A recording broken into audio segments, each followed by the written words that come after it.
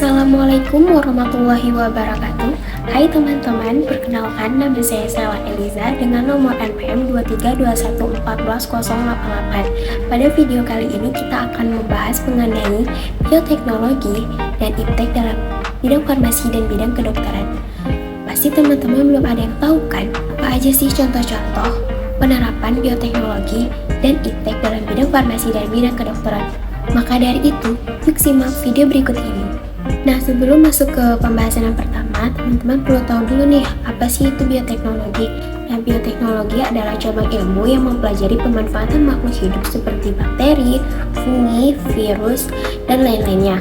Pada saat ini, perkembangan bioteknologi dalam bidang farmasi maupun kedokteran mampu menerapkan pada pengembangan obat-obatan yang bertindak untuk pengobatan atau pencegahan berbagai penyakit dan atau sindrom.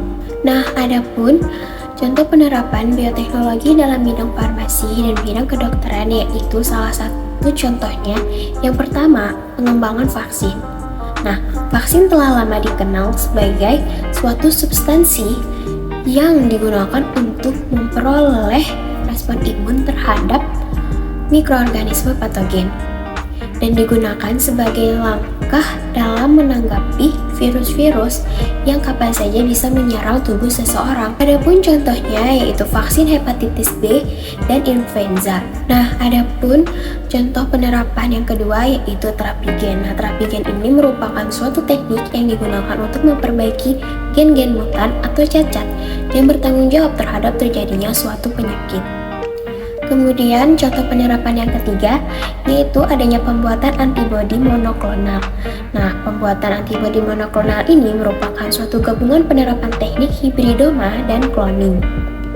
Dan yang terakhir yaitu yang keempat, contoh penerapannya itu ada pembuatan insulin merupakan hormon yang diproduksi oleh sel-sel beta yang membentuk pulau atau pulau Langerhans di kelenjar pankreas.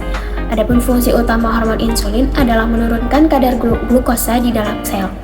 Jadi kemajuan dunia kedokteran dan farmasi saat ini tidak terlepas dari yang namanya peran bioteknologi dengan ditemukannya bukti-bukti seperti adanya pengembangan vaksin, pembuatan antibodi monoklonal, pembuatan insulin, dan pengembangan terapi-terapi gen lain sebagainya yang menjadi suatu lonjakan atau meningkatnya suatu peranan penting dalam bioteknologi di bidang farmasi dan kedokteran saat ini.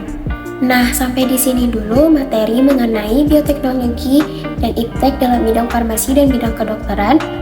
Sampai bertemu di video berikutnya. Dadah!